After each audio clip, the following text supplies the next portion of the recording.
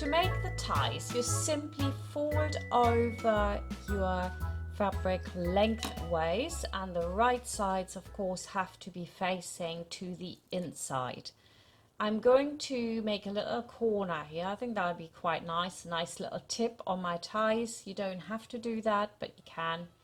And then I'm going to put some strategic pins in, just in a few places, to make sure that it doesn't move while I'm under the sewing machine, or, you know, I distort it in any way. I'm using a 1 centimeter seam allowance. That's a seam allowance I always use for everything. You could also do foot width, it doesn't really matter too much. Do stitch length 2.5, line up with the presser foot or the 1 centimeter mark, and just sew this from one end to the other. I'm pulling mine a little bit from the back, because actually sometimes my machine gets a little bit stuck and gets a bit bunched, especially if the fabric's really light.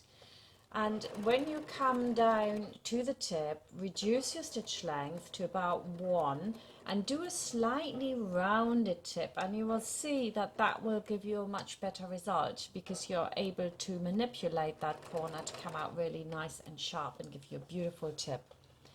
You can see that here really well. Now we're going to cut back the tie, and then we're going to turn it, and I'm just using a pencil for it. Some people like to use kitchen utensils, you know, anything. You can use a chopstick, just push it through the side you've sewn up and pull it out the other end, and most of you will already know how that works.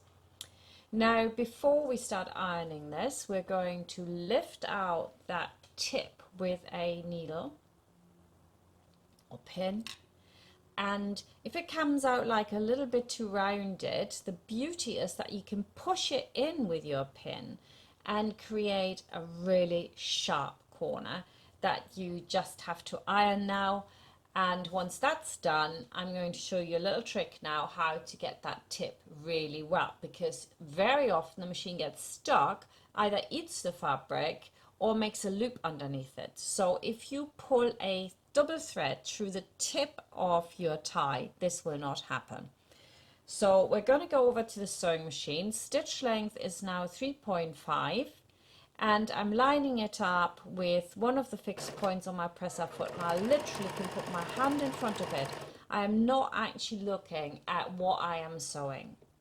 I'm just looking at that fixed point on my presser foot, and I line up the fabric with that. Now I'm coming to the end. Make sure that you have the needle down when you're turning. And because this part is on the bias, it will want to shift. And that's when I can now grab those threads and really hold it steady.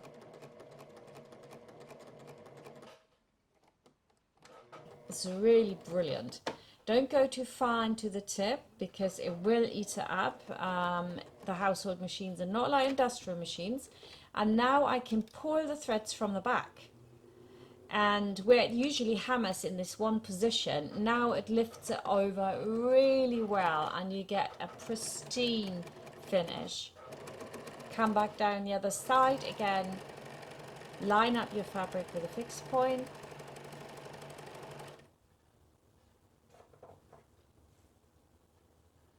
I find that going slower sometimes makes it harder to sew. I don't know if that's your experience, but I definitely do. Lock in your stitches at the end. And you can see here how beautiful that corner comes out. Has no loops at all. Right, now we can make the waistband, so I see you in the next chapter.